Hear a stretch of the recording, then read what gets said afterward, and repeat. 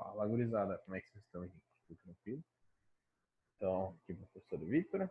A gente vai fazer uma revisão do nosso conteúdo de história até o momento, beleza? A partir da próxima aula, a gente poder ver o conteúdo novo, então. Essa revisão, no momento, ela vai abranger a 21 inteiro. A gente vai ver os 4 primeiros capítulos, então, que são aqueles que vão ir para a prova. E a prova eu vou transformar num trabalho avaliativo para a gente ver aí na próxima semana já, beleza? Espero que vocês estejam bem, espero que estejam tranquilos, espero que vocês estejam em casa, se cuidando para não pegar esse vírus que está chegando por aí. E vai dar tudo certo, fiquem tranquilos. Então é o seguinte, capítulo 1 é o capítulo do segundo reinado, especificamente sobre a questão da política externa brasileira, beleza? Em termos de política externa, a gente sempre tem que destacar, então, a relação do Brasil com a Inglaterra, o principal aliado brasileiro de todo o período imperial, tá? E também a questão da região platina. Então, em termos de relação com a Inglaterra, eu botei aqui 4 itens que são bem marcantes nesse período, beleza? O que acontece? A gente sabe que a Inglaterra foi um dos países então, que auxiliou o Brasil a se tornar independente de Portugal, não só na questão financeira, com os empréstimos que a Inglaterra fez, mas também, principalmente, com todo o apoio todo o apoio tecnológico daquele período, todo o apoio de organização social também, beleza? A Inglaterra vai fazer, então, todo o trâmite legal para poder transformar o Brasil em um país independente de Portugal, porque os ingleses tinham interesse, então, devido ao tamanho do mercado brasileiro. Os ingleses queriam, então, fazer diversos acordos, e para isso eles vão fazer o que eles achassem necessário para o Brasil poder negociar diretamente com a Inglaterra, beleza?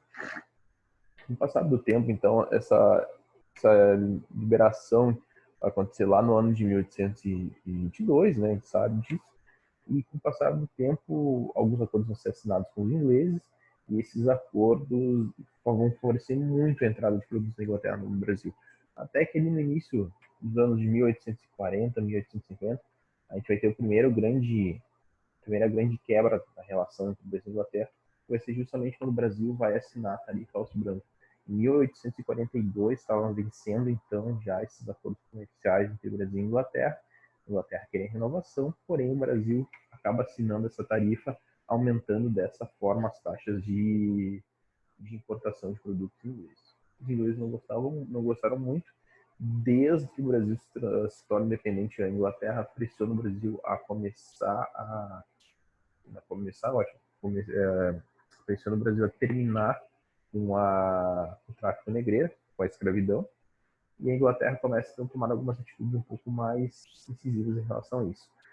Em contrapartida, depois da assinatura do Tarifa Alves Branco, vai ter uma lei feita pela Inglaterra que vai se chamar de Aberdeen Act, que é justamente os ingleses então se dão o direito de parar qualquer barco que eles considerassem possíveis barcos negreiros de escravos, parar esses barcos em alto mar, mandar esses barcos voltarem para a costa e apreender tanto os tripulantes quanto o barco e devolverem os escravos para a África, beleza?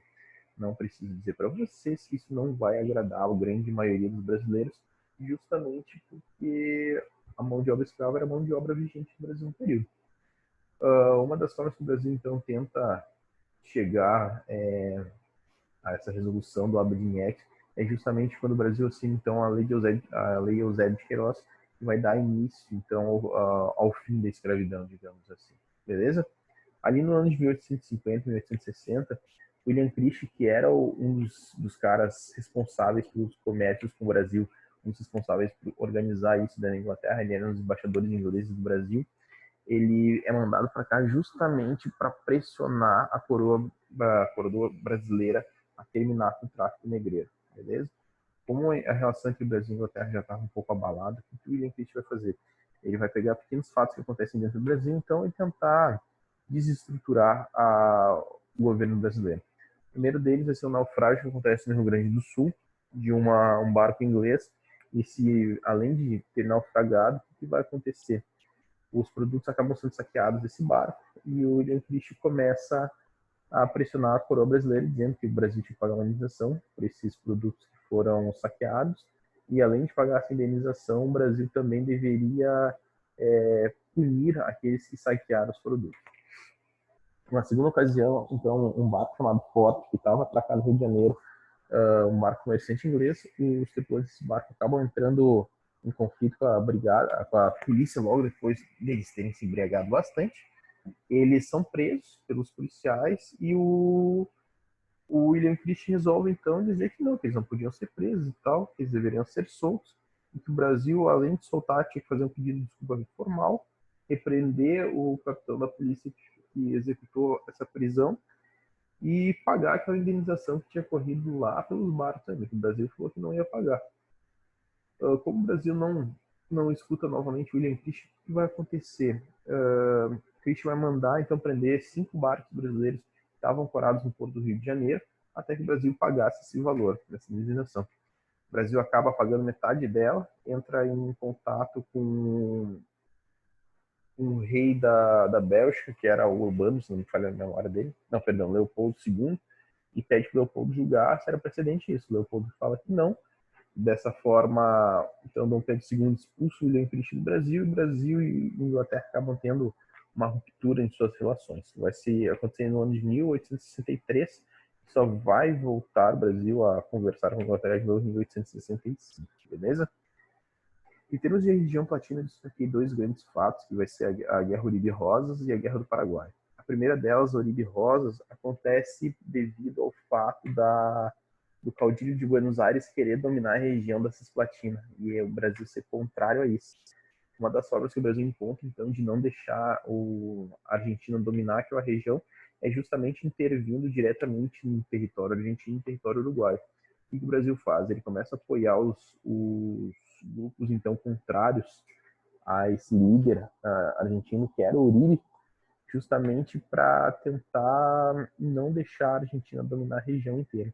Então ele vai acabar influenciando na política argentina e na política uruguaia do Rosas também, acaba entrando em conflito com eles, e dessa forma tanto o Uruguai quanto a Argentina não se distanciam do Brasil, digamos assim.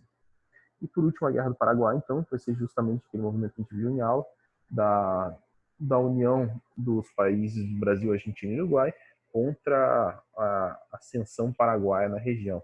Ela começa por causa da questão da saída para o mar, através do Rio da Prata, aonde o Paraguai, que queria essa saída para o mar, acaba invadindo uma parte do Brasil, dando início, então, a um conflito que vai acabar destruindo o Paraguai logo na sequência, beleza? Como eu falei para vocês, gurizada, isso é uma revisão, vou passar bem rápido sobre cada um desses conteúdos, tá? Eles já foram vistos em sala de aula. Capítulo 2, então, é o segundo reinado, imigrações e lutas abolicionistas. A principal destaque que eu dei aqui vai ser a questão da imigração europeia, que começa nesse período, justamente pelo fato do Brasil estar diminuindo a mão de obra escrava, ele precisa substituir essa mão de obra por uma mão de obra assalariada, então. E acaba que o Brasil entra em contato com alguns países europeus e começa a trazer imigrantes para o Brasil. Vão existir 2 sistemas nesse período, que vai ser o sistema de parceria de colonato, tá? O sistema de parceria é o primeiro deles, na qual o fazendeiro pagava então a vinda desses imigrantes para trabalharem nas fazendas. Esses imigrantes ganhavam um lote de terra pequeno na fazenda para poder se sobreviver, digamos assim, e o que eles ganhariam em termos de dinheiro era justamente quando fosse vendido o café. Ia ser dividido os lucros então entre esses imigrantes e o dono da fazenda, e dessa forma então os imigrantes poderiam continuar suas vidas. Não dá muito certo porque os lotes de terra que eles ganham geralmente dentro das fazendas, então, de café desse período, justamente por causa disso, o que acontece? Eles têm que pagar aluguel da região, têm que pagar aluguel sobre os equipamentos, têm que comprar na vendinha, que era a vendinha da fazenda, e essa dívida nunca é paga, beleza? Depois foi alterado, então, o sistema de parceria vai virar um sistema de colonato, na qual, em vez de ser pago essa viagem pelo fazendeiro, acaba sendo pago, então, pelo governo diretamente. E em vez do fazendeiro, então, dar o lucro, fazer a divisão do lucro lá no final, ele paga um valor adiantado para esse imigrante e depois o imigrante ganha também na venda, tornando esse sistema um pouco mais justo em relação ao sistema de parceria. Nesse período, a gente vai ver um declínio da escravidão também, justamente por essas questões das leis abolicionistas, como a lei de sexagenário, a lei de Queiroz, o ventre livre, que são leis contrárias à escravidão até a promulgação da Lei Áurea lá no ano de 1888, beleza? Cara, quando isso acontece, eu preciso dizer para vocês que esses negros que são libertos, então esses ex-escravos, eles não ganham nenhuma política de inserção social, levando a uma grande população negra, então, sem estudo, sem qualificação de trabalho, a serem largados na cidade brasileira com muito obrigado e te vira agora. O que acontece? Essa população acaba, então, não tendo grandes acessos a empregos de qualidade, muito menos educação, e eles começam a se afastar cada vez mais dos centros urbanos, indo morar nas regiões periféricas da cidade, dando início ao movimento que a gente vai conhecer como a periferia, beleza? Eles acabam vivendo às margens da sociedade branca do período. Fechou? Capítulo 3, então, vai ser o segundo reinado, a crise imperial e a proclamação da República. São 4 grandes fatores que vão levar à crise do Império Brasileiro. O fator religioso, militar, abolicionista e político. Em termos religiosos, a gente tem que lembrar que esses imigrantes que vêm da Europa, em geral, eles não são católicos, eles são protestantes. Vai levar um primeiro conflito entre a igreja e o império, beleza? Cara, além disso, a igreja vai declarar um bagulho chamado de Bula Silares, na qual ela fala que o Papa nunca tá errado e resolve expulsar os maçons da igreja católica. Não preciso dizer para vocês, não foi muito bem aceito, vários bispos brasileiros na época eram maçons também, e acontece então um pequeno conflito lá na qual a coroa brasileira acaba tendo que intervir, eles acabam expulsando esses bispos levando eles a fazer trabalhos forçados, só que isso acaba abalando a relação entre Dom Pedro com a Igreja Católica, beleza? Levando então a primeira das grandes crises.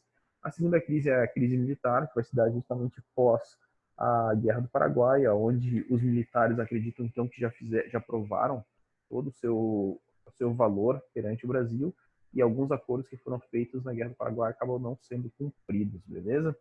Os militares começam então a utilizar as ideias positivistas, e vai vir lá do Augusto Comte, o francês, então, na qual vai influenciar o exército brasileiro, e os militares acreditam que eles são os únicos que poderiam trazer o Brasil para os eixos de novo, devido ao grande nível de corrupção no Brasil nesse período. Beleza? A terceira questão vai ser a questão abolicionista, principalmente a diminuição dos negros escravos, então leva o Brasil a alguns, não o Brasil inteiro, mas aquelas elites que utilizavam mão de obra escrava, a questionar Dom Pedro II sobre suas escolhas. Esses caras acreditam, então, que a República seria uma solução melhor, justamente porque eles se veem abandonados por Dom Pedro. Beleza? E a última questão de crise do segundo reinado é justamente a questão política do Brasil. Surge nesse momento uma ideia de que a república era o movimento do futuro e que uma monarquia era uma coisa muito atrasada já. Então, várias pessoas que faziam parte das elites brasileiras do período começam a se posicionar contra essa questão da monarquia, beleza? Positivismo, então, falei ali rapidinho para vocês, que é essa questão criado pelo Comte na França, na qual ele vai criticar diretamente o sistema monárquico e vai falar que a república realmente é a melhor forma de governo, tá? Então, no dia 15 de novembro de 1889, a gente vai ter um golpe militar liderado por Deodoro da Fonseca, e ele vai retirar o Dom Pedro II do poder, dando início à nossa república, beleza? E vai nos levar, então, ao nosso quarto capítulo, que é justamente a República da Espada, a formação do Estado e a crise econômica. O que acontece? A República da Espada é esse período inicial entre 1889 e 1894, na qual o Brasil vai ser governado por 2 militares, por isso o nome de República da Espada. No governo provisório, eu destaquei aqui 3 fatores, que é o antimonarquismo, o federalismo e o papel de Deodoro da Fonseca. Cara, o governo provisório ele recebe esse nome, ele vai de 89 até 91, justamente com a ideia de ser provisório. O que os caras queriam fazer aqui? Eles queriam criar uma nova constituição, tá? Dando início daí a um governo já permanente. Esse governo provisório é extremamente contrário à monarquia brasileira no período, então ele queria acabar com qualquer traço do monarquismo do Brasil, beleza? O que vai acontecer? Os caras que apoiaram então essa proclamação da República do Brasil, eles acreditam no federalismo e na descentralização do poder, aonde então o presidente, apesar de ser o líder da nação, né, dessa nova nação, ele não tem um poder absoluto, digamos assim, os estados teriam maior autonomia. Deodoro da Fonseca é um cara contrário a isso. E como ele era um positivista, ele acreditava que o exército, então, estava acima disso tudo, o que ele achava? Que o poder do presidente deveria ser maior, ele era extremamente autoritário e centralizador do poder, o que vai fazer com que Deodoro da Fonseca acabe entrando em conflito principalmente com os cafeicultores de São Paulo, beleza? A organização política brasileira nesse período, então, ela é bem simples de entender. O Brasil se torna uma república federativa presidencialista, ou seja, nosso sistema de governo é uma república, né, com votação direta, federalista por causa da descentralização do poder, a ideia é diminuir o poder do presidente e dar mais autonomia para os estados, e presidencialista justamente porque temos um presidente no comando do país, beleza? Vai ser dividido então o poder do Brasil em três, como é nos dias de hoje, executivo, legislativo e judiciário, dando fim ao quarto poder, que era o poder moderador do imperador, beleza? Cara, nesse período vai surgir uma grande crise no Brasil também, que vai ser chamada de política de encilhamento, justamente porque, como o Brasil passava por um período de modernização, começou a ser incentivado a criação de novas indústrias no Brasil. Rui Barbosa, que era o nosso ministro da Economia no período, ele acredita, então, que deveria ser concedidos mais empréstimos para as pessoas que quisessem criar indústrias, mas também ligados ao comércio e ao agronegócio, beleza? Só que para te ter mais dinheiro no Brasil, qual é a grande ideia dele? Fazer aumentar a impressão de papel moeda.